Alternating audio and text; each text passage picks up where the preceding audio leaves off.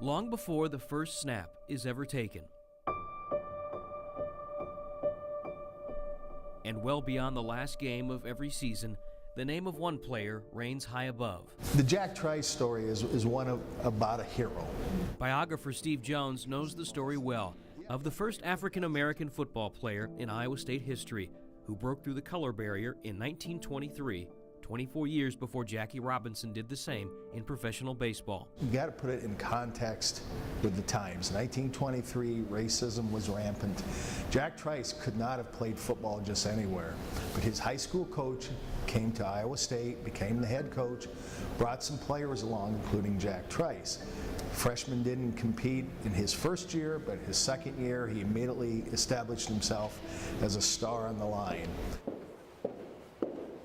The story of Trice has been a source of inspiration for many players who have tried to follow in his footsteps, like Carlos Blunt, who played for the Cyclones shortly after the stadium was officially renamed to honor the football hero in 1997, thanks to a major push by the student body. When we got a chance to choose our numbers, I wanted to emulate, try to follow those footsteps to take take it to the next level.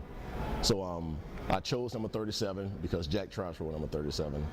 He was animal husbandry was his degree, and ag biz was my degree. So there's a lot of correlations there. Trice's legacy centers around the second game of his college career, a contest that took the Cyclones north against the Minnesota Golden Gophers.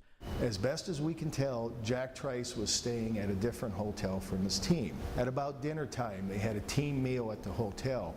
One of the players came in late, and he sits down and he notices something's not right. And then he says, "Where's Jack?" Well, he learned that the hotel would not allow Jack in the dining room. He wasn't a part of the team, even though he was the man on the team. He couldn't be a part of that. Today, that's a big part of any athlete's preparation, is being a part of that brotherhood. Jack Trice couldn't be a part of that brotherhood, yet he still had to go out and execute and perform. The game itself proved as difficult as the Cyclones had prepared for, tied 7-7 at halftime, with Trice playing on the defensive line, and some accounts claiming he was repeatedly targeted by opposing players. And then all of a sudden, one play in the third quarter up there changed everything for Iowa State. The ball went one way. Jack Trice came in there. As best as we could tell, he tried to do a roll block.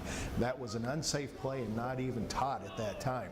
A roll block is you go in there, you roll yourself into the blockers go down, the other defenders make the tackle. What we think happened is that Jack Trice tried the roll block, but instead of ending up on his stomach, he ended up on his back, leaving his torso exposed. After a big pileup, players get up, and all of a sudden they realize, hey, Jack is still on the field. His response to that was to get up and go back for his team. They had to take him off the field, make him stop playing. It wasn't about him, it was about the team. Trice was sent to an area hospital where he was treated and released. 2 days later, on October 8, 1923, he died from injuries received in the game. Prior to his funeral on the Iowa State campus, a note was discovered inside one of Trice's suit coats, written on hotel stationery the night before the game. My thoughts just before the first real college game of my life. The honor of my race, family, and self is at stake. Everyone is expecting me to do big things. I will. My whole body and soul are to be thrown recklessly about the field tomorrow. Every time the ball is snapped, I will be trying to do more than my part. On all defensive plays, I must break through the opponent's line and stop the play in their territory. Beware of mass interference, fight low with your eyes open and towards the play. Watch out for cross bucks and reverse end runs. Be on your toes every minute if you expect the good. Jack. When I first read a note, and the times we read it, before game, pre-game, or just doing practice, it spoke a lot to his integrity and character. Again, I go back to this was not about a football game for him. This was about a legacy that he knew that he was starting out on. And that note has forever been one of the most enduring pieces of Iowa State history. Encapsulated in time just outside the gates of the stadium named in his honor, the legacy of Jack Trice lives on.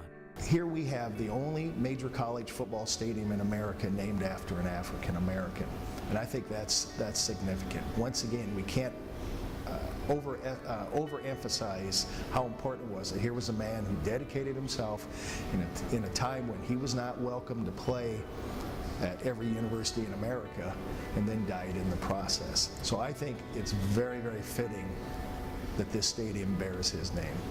Jack Trice, his vision was paramount and surpassed anyone's vision today, let alone by that time. He was not thinking about the football game. He was thinking about Carlos Blunt. He was thinking about Hiawatha Rutland. He was thinking about Coach Mack. He was thinking about all the opportunities that laid ahead of him. He knew that what he was doing, he was, as he said, he was a pioneer in this field and what he was trying to accomplish.